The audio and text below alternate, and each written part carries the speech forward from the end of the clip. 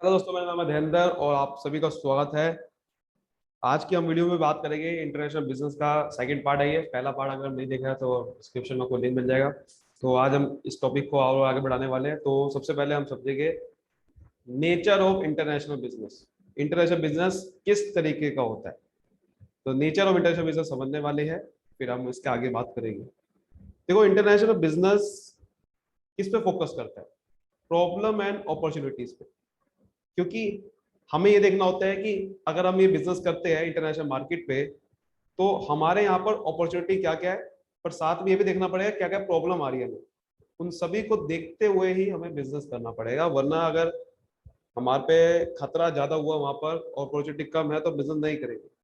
So international business involves a broadcast and most generalised study in the field of business adopted to fairly unique across the border environment. तो आपको बहुत ही study करना पड़ता है हर एक चीज को, जिससे आप एक अच्छा डिसीजन ले सको। बहुत ही इन्वायरमेंट को स्टडी करना पड़ता है इंटरनेशनल बिजनेस के अंदर। जो भी इन्वायरमेंट है उसको स्टडी करना पड़ता है, जिससे आप बिजनेस कर पाओगे अच्छे से। Example, foreign legal system. Foreign legal system समझना पड़ेगा कि वहां पर लीगल सिस्टम क्या है। अपने यहाँ तो हमें समझ में आता है, लेकिन बाहर का भी समझना पड़ेगा कि उनका लीगल लॉज क्या क्या है। फॉरेन एक्सचेंज मार्केट में क्या रेट चल रहा है, इसको भी समझना जरूरी है ना। तभी तो, क्योंकि हम जो भी डीलिंग करेंगे फॉरेन एक्सचेंज में करेंगे। कल्चरल डिफरेंसेस भी आपको समझना पड़ेगा कि उनसे बातचीत कैसे करनी है, कैसे कम्युनिकेशन करना है, उनकी क्या रीति रिवाज है। Different rate of inflation. Inflation यहाँ कुछ और है, वहाँ कुछ और है। तो अगर हम बिजनेस कर रहे हैं, हमें पता ही नहीं है कि वहां पर चल क्या रहा है मार्केट के अंदर, तो हम कुछ भी बिजनेस सही नहीं कर पाएंगे। वहां पर अगर मुझे प्रोडक्ट बेचना है यूएसए में जाके, तो मुझे यूएसए का लीगल सिस्टम समझना पड़ेगा ना। फॉरेन एक्सचेंज मार्केट को समझना पड़ेगा ना, उनकी क्या क्या है, उनकी कल्चरल डिफरेंस क्या क्या है। हम अपने यहाँ तो चल रहे हो, ठीक है, अपने यहाँ पर ही प्रोडक्ट बिक रहा है, लेकिन वहां कैसे बिकेगा? ठीक है ना, वहां भी आपको समझना पड़ेगा। ऐसे ही वो यहाँ पर आके बेचेंगे तो उनको भी समझना पड़ेगा। अगर वो ये सोचेंगे, सपोज करते हैं एक जैलेट, जैलेट आपने नाम सुना होगा, जैलेट ब्रांड का। जैलेट ब्रांड जब इंडिया में आया था तो वो फेल हो गया था पूरी तरीके से। क्योंकि वो ब्रांड आया था शेविंग का, और शेविंग वहां के लोग अलग करते थे, यहाँ के कोई और करते थे। तो उन्होंने सब कुछ सिस्टम को बदला, तब जाके उन्होंने यहाँ पर आके सही तरीके से बाद में चीजों को लॉन्च किया। तो आपको समझना पड़ेगा दिस इट मीट। वो लिखा हुआ है domestic business is special limited case of international business. क्योंकि डोमेस्टिक बिजनेस बहुत ही कम लोग करते हैं, इंटरनेशनल बिजनेस ज्यादा आजकल हो रहा है। तो distinguished feature of international business is that international firms operate in environment that are highly uncertain, where the rules of game are often ambiguous, contradictory, and subject to rapid change as compared to domestic environment. कि domestic business हमारा बिल्कुल ही अलग है, और international business काफी uncertain रहता है। हमें पता नहीं होता कि क्या हो जाए वहां पर। रूल्स अलग है वहां पर, रैपिड चेंज होता रहता है, तो हमें उसके हिसाब से सब कुछ डिसीजन लेना पड़ता है। ठीक है, आगे बढ़ते हैं। सो यही लिखा हुआ है कि इसके अंदर कि भाई जो भी आपको देखना पड़ेगा international foreign exchange, foreign government के हिसाब से सोचना पड़ेगा आपको, तभी आप वहां पर कॉम्पिटिटिव एडवांटेज ले सकते हो। और यही लिखा हुआ था, guiding principles of a firm engage in international business should incorporate global perspective. आपको अपना जो पर्सपेक्टिव है वो चेंज करना पड़ेगा। आपको ग्लोबली सोचना पड़ेगा कि ये जो मैं प्रोडक्ट बेचने वाला हूँ, वो वहां पर क्या बिक पाएगा नहीं बिक पाएगा, क्या वहां के सिस्टम में ये एडॉप्ट हो पाएगा नहीं हो पाएगा। ठीक है, तो यही लिखा हुआ है इन्होंने कि हमारे the firm guiding principle can be divided into three broad categories. हमारे ये जो गाइडिंग प्रिंसिपल है इंटरनेशनल बिजनेस करने के लिए, वो तीन ब्रॉड कैटेगरी में डिवाइड है। एक तो सबसे पहला है प्रोडक्ट ऑफर्ड या मार्केट सब। ठीक है, आप मार्केट में माल बेचने वाले हो, कैपेबिलिटीज आपकी क्या क्या है, एंड द रिजल्ट्स, आपने क्या अचीव किया। ठीक है, तो ये आपका, ये तीन चीजों को स्टडी करना पड़ेगा। आप अच्छे मार्केट को सही स्टडी करना पड़ेगा कि जिस मार्केट में जाने वाला हूँ, आपको क्या स्ट्रेंथ है, आपकी क्या वीकनेसेस है, और आपने, आपके पास क्या क्या चीजें अचीव हो रखी है जिससे आप वहां पर ये चीज दिखा सकते हो। तभी तो आप अच्छे से कर पाओगे ना। So this is very very important in international business. Basically यहाँ पर आपको पॉइंट्स बना के लिख सकते हो, इसमें पॉइंट्स बना के नहीं लिखा हुआ है। लेकिन आप पॉइंट बना के देते हो कि नेचर ऑफ इंटरनेशनल बिजनेस किस तरीके का होता है, तो बहुत ही ज्यादा डायनेमिक है, काफी चेंज हो जाता रहता है। और आपको उनके लीगल इन्वायरमेंट, आपको वहाँ के इंटरनेशनल इन्वायरमेंट को स्टडी करना पड़ता है। ये बहुत ही डायनेमिक है, बहुत ही ज्यादा, ठीक है, बहुत ही ज्यादा कॉम्प्लेक्स है, बहुत ही ज्यादा अनसर्टेन है, ठीक है, बहुत ही ज्यादा रिस्की है। इस तरीके से आप पॉइंट्स बना के इसको लिख सकते हो, और इसमें बहुत ही ज्यादा एक्सप्लेन कर रखे हैं, ठीक है, इन्होंने। तो अब यहाँ से आप पढ़ सकते हो। अब हम बात करते हैं इन्फ्लुएंसेस और गोल्स ऑफ इंटरनेशनल बिजनेस। हम क्यों करते हैं इंटरनेशनल बिजनेस, इसको समझना जरूरी है। इसको आप इंपॉर्टेंस में भी लिख सकते हो उस पॉइंट्स को। इसमें आप इंपॉर्टेंस में इसके इसके आप जो है हमारा गोल्स, ऑब्जेक्टिव्स, ऑब्जेक्टिव्स में लिख सकते हो आप इसके। एक्सपेंड सेल्स, सेल्स बढ़ सकेगी भाई, क्योंकि डोमेस्टिक मार्केट इतनी बड़ी मार्केट नहीं होती। जब आप इंटरनेशनल बिजनेस ले जाते हो तो आपका सेल्स बढ़ जाती है। कंज्यूमर, आप, क्योंकि company sale are depend on consumer interest and consumer willingness and ability to pay. तो जब ये चीज बढ़ती है, number of people and purchasing power higher होती है वर्ल्ड में, क्योंकि परचेजिंग पावर इनकी हायर होती है सिंगल कंट्री के बजाय। तो इसकी वजह से कंपनी अपने पोटेंशियल मार्केट से सेल बढ़ा सकती है। और सॉरी, आपकी जो सेल्स है वो बढ़ जाती है जब आप ग्लोबल मार्केट पे जाते हो। और हायर सेल की वजह से हायर प्रॉफिट होता है, तो इसकी वजह से आप इकोनॉमीज ऑफ सेल स्केल कर पाते हो, अपने बिजनेस को बढ़ा सकते हो। तो ये सिर्फ इंटरनेशनल बिजनेस से ही हो सकता है। अगला है एक्वायर रिसोर्सेज। आप अलग अलग रिसोर्सेज को एक्वायर कर पाते हो, जो कि ज्यादा नहीं हो पाता अगर आप डोमेस्टिक मार्केट में कर रहे हो। क्योंकि manufacturer, distributor also look for foreign capital, technologies, information they can use at a home to reduce cost. क्योंकि जो भी मैन्युफैक्चरर है, डिस्ट्रीब्यूटर है, वो भी चाहते हैं कि भाई हमें फॉरेन कैपिटल मिले, अलग अलग टेक्नोलॉजीज मिले, इंफॉर्मेशन मिले। तो जब आप बाहर बिजनेस करते हो तो वो मैन्युफैक्चरर और इंफॉर्मेशन आपको मिल जाती है उनसे भी, कि वो कैसे यूज करते हैं प्रोडक्ट्स को, वो कैसे डिस्ट्रीब्यूट करते हैं। तो उनकी इंफॉर्मेशन आप ले सकते हो, उनकी टेक्नोलॉजीज को आप ले सकते हो, वहां से फॉरेन कैपिटल आपको मिल जाती है, जिसकी वजह से आपको बहुत सारे रिसोर्सेज मिल जाते हैं जो कि आपके काम आते हैं। Sometimes company operate abroad to acquire something. कभी भी कंपनी जब अब्रॉड, आप बाहर ऑपरेट कर रहे हो तो कुछ ना कुछ मिलने के लिए आप ऑपरेट कर रहे हो, सिर्फ पैसा कमाने के लिए नहीं, कुछ ना कुछ एक्वायर करने के लिए, कि आपको इंफॉर्मेशन मिलेगी, आपको बाहर की कंट्री के बारे में पता चलेगा, प्रोडक्ट की क्वालिटी इंप्रूव हो जाएगी, डिफ्रेंशिएट कर सकते हो आप कॉम्पिटिटर से, मार्केट शेयर बढ़ा सकते हो, ठीक है। ये चीज आपकी हो सकती है इससे। उसके बाद है मिनिमाइजिंग रिस्क। आप रिस्क को मिनिमाइज कर पाते हो, क्योंकि अब एक तरफ हम कह रहे थे कि इसमें रिस्क ही बहुत है, एक तरफ हम कह रहे थे रिस्क को मिनिमाइज कर सकते हैं। जब हम कह रहे थे रिस्की बहुत है, वो रिस्की इसलिए कह रहे थे क्योंकि वहां पर बहुत ही ज्यादा अनसर्टेनिटी है। कुछ नहीं पता फॉरेन मार्केट में क्या हो जाए, कुछ नहीं पता, क्योंकि आपके पास जब तक इंफॉर्मेशन नहीं होगी वहां की, तब तक रिस्की है। लेकिन जब आप कैलकुलेट कर लेते हो तो रिस्की नहीं है। कि फॉरेन मार्केट में जो सेल्स और प्रॉफिट है वो मिनिमाइज स्विंग्स होते हैं, ठीक है। कंपनी फॉरेन मार्केट में जाते हैं क्योंकि वहां पर सेल्स एंड प्रॉफिट मिनिमाइज होते हैं, स्विंग्स मतलब चेंज होते रहते हैं, कम। arising on business cycle, recession, expansion, which occur differently in different country। क्योंकि होता क्या है, रिस्क यहाँ पर मिनिमाइज करने की ये बात करी जा रही है। सपोज करो आपकी कंट्री के अंदर माल नहीं बिक रहा, आपकी कंट्री में रिसेशन आ गया, लेकिन जब आप बाहर बेचने जाओगे तो हो सकता है कि वहां पर रिसेशन हो ही ना, वहां पर लोग खरीद रहे हो, तब आपका माल बिकने लग जाएगा। ये बात की जा रही है, ठीक है, बात समझ में आ रही है। तो यही है हमारा, इसको, यही चीज आपको समझना है, ठीक है। अब हम बात करते हैं problems in of international business. International business की क्या क्या प्रॉब्लम्स है उसके ऊपर बात करते हैं जरा। सबसे पहला प्रॉब्लम है पॉलिटिकल एंड लीगल डिफरेंसेस, कि वहाँ की सरकार अलग है, तो वहाँ के लीगल लॉज भी अलग अलग है। तो उसकी वजह से हमें फॉरेन मार्केट को समझना थोड़ा सा मुश्किल हो जाता है। तो कॉम्प्लेक्सिटी की वजह से बिजनेस को समझना बड़ा मुश्किल है। तो इसीलिए हर एक कंट्री में लगा है कि political country is not exactly the same in all the state of India. जैसे कि इंडिया में ही अगर हमारी एक स्टेट में अलग अलग है, तो बाहर कैसे होगा, और उनके अलग सिस्टम है उनका, तो आपको उनके लॉस को समझना पड़ता है, जिसकी वजह से दिक्कत आ जाती है।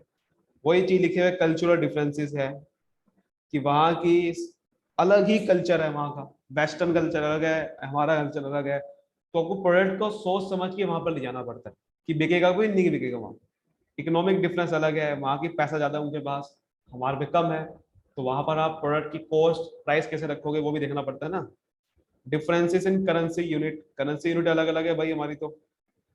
So this sometime cause problem of currency convertibility.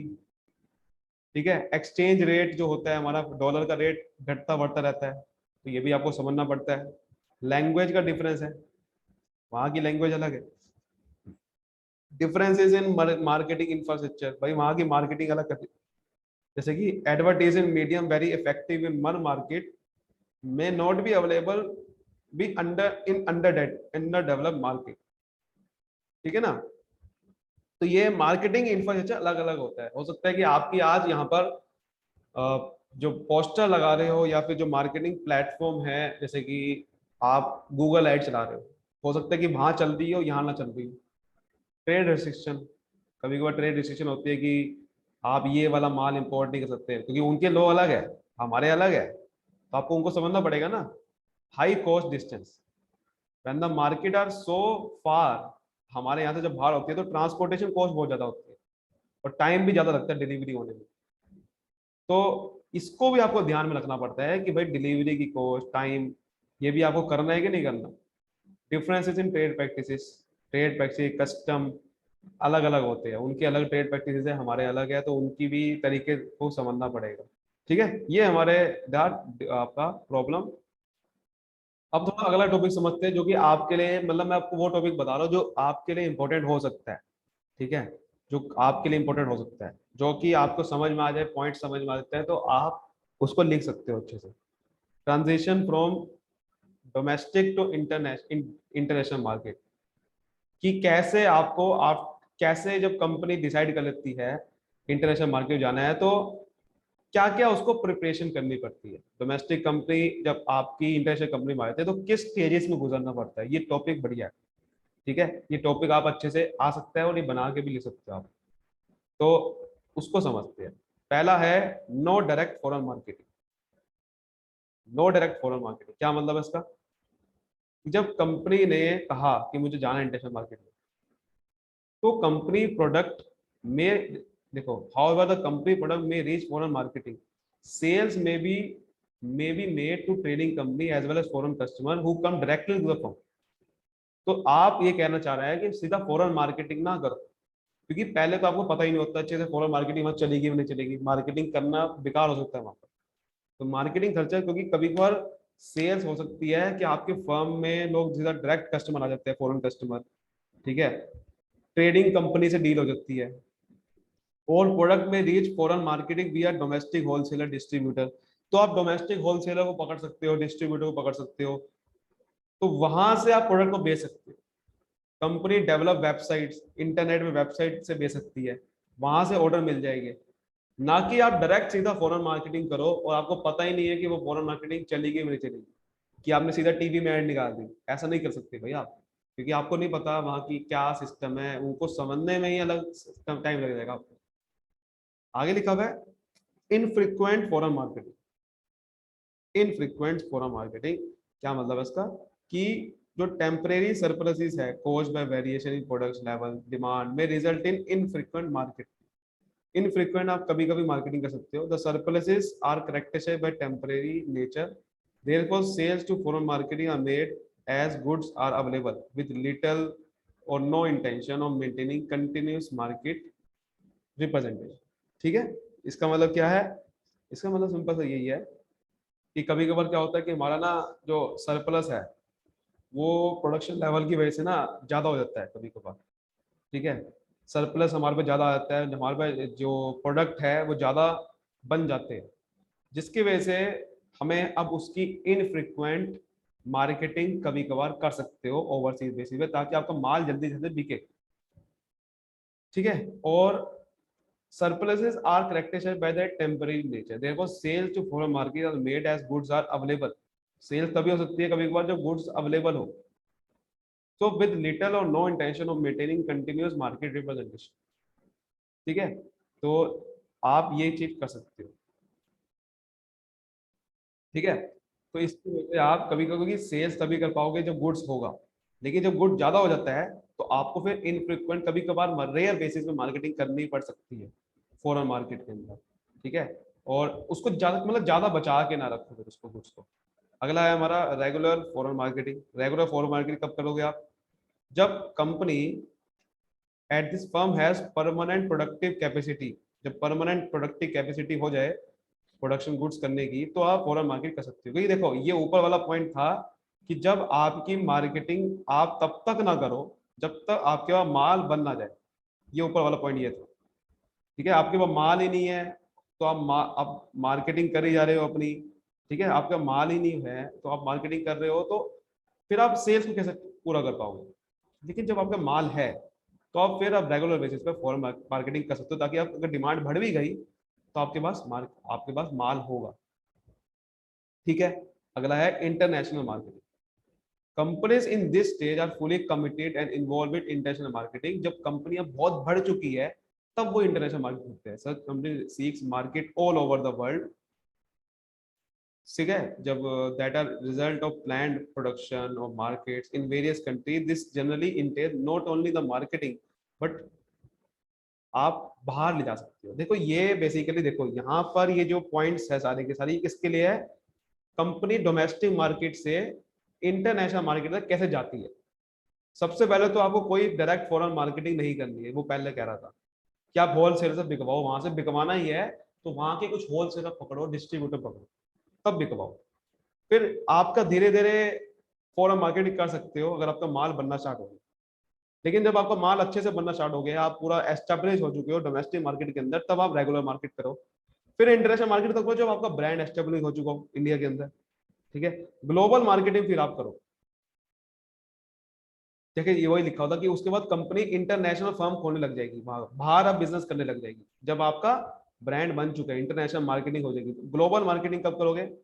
The most profound change is the orientation of company toward market and associative planning activity. Company यहाँ पर पूरे वर्ल्ड को ट्रेड करती है including home market as one market. Market segmentation decision लेना पड़ता है national border के लाग, और जैसे कोका कोला ने यही करा, ठीक है। फिर ग्लोबल मार्केटिंग बाद में होती है। फिर हर एक जगह पे एक यूनिट को देखा जाएगा अलग से, ग्लोबली देखा जाएगा, फिर आपका ग्लोबली डिसीजन लिए जाएंगे, ठीक है। हर एक मार्केट सेगमेंट कर दी जाएगी कि इनकम लेवल के हिसाब से कि मुझे इनके हिसाब से अलग प्रोडक्ट बेचना है, ठीक है। मैंने आपको बताया भी था कि एक ऐसी कंपनी होती है एमएनसी जो कि ग्लोबली ऑपरेट करती है, यानी कि इंटरनेशनल मार्केटिंग करती है बेसिकली। एक होती है ट्रांजिशनल कंपनी जिसका हर एक मार्केट के हिसाब से अलग अलग प्रोडक्ट बनाती है, तो इसकी बात कर रहा है ग्लोबल मार्केट, ठीक है। बात समझ में आ रही है? तो ज्यादा से ज्यादा ये भी समझते हैं पॉलिसी इशू। जब भी आप ग्लोबल मार्केट में जाते हो तो उनके साथ डीलिंग करते हो तो वहां पर क्या क्या दिक्कतें आती है आपके सामने, कौन सी पॉलिसी को समझना पड़ता है, क्या क्या इशू आते हैं उसके। सबसे पहला इशू आता है इनॉग्रेशन, जब उद्घाटन होती है, कोई कंपनी आप बाहर एस्टेब्लिश कर रहे हो तो वहां पर जब इनऑग्रेशन होता है तब वहां पर गड़बड़ आती है कि आपको वहां पर स्ट्रक्चर को समझना पड़ता है, ठीक है। पूरा को पूरा नेशनल और रीजनल इम्बैलेंसेस को समझना पड़ता है, तो वहां के चीजों को समझना पड़ेगा सबसे पहले जब भी आपको उद्घाटन वहां पर करनी, ठीक है। तो वही चीज लिखी हुई है इसके अंदर कि आप the extend structure therefore can not serve effectively to present global system organization, तो उसको रिव्यू करना पड़ता है अच्छे से।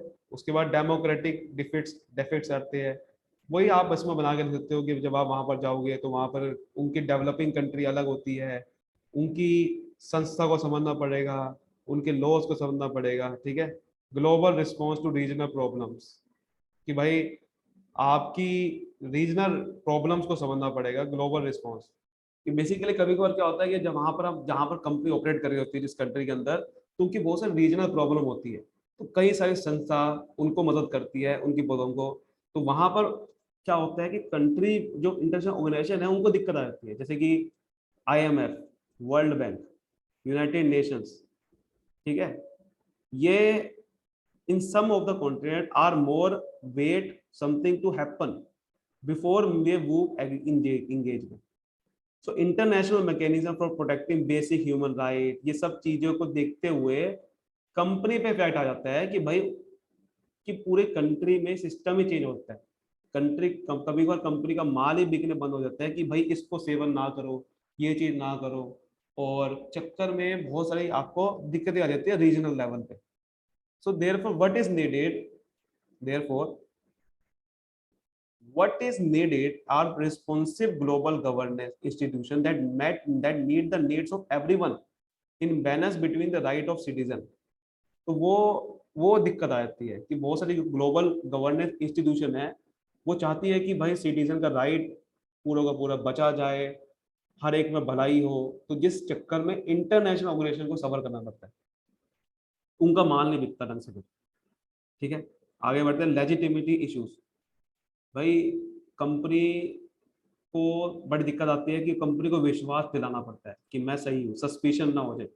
Questioning for the very basis of the existence, corporate legitimacy, कि कंपनी ठीक भी है कि नहीं है, हम इसमें विश्वास कैसे कर ले, स्कैम तो नहीं हो गई कोई। तो इसकी वजह से ग्लोबल चैलेंजेस को मीट नहीं कर पाती, लेजिटिमेसी इशू होता है। अकाउंटेबिलिटी ट्रांसपेरेंसी नहीं हो पाती कि हम वो ढंग से दिखा नहीं पाते वो। तो ये चक्कर में इंटरनेशनल ऑर्गेनाइजेशन को लोग ना ज़्यादा उसको प्रेसीव नहीं कर पाते कि ये सही है।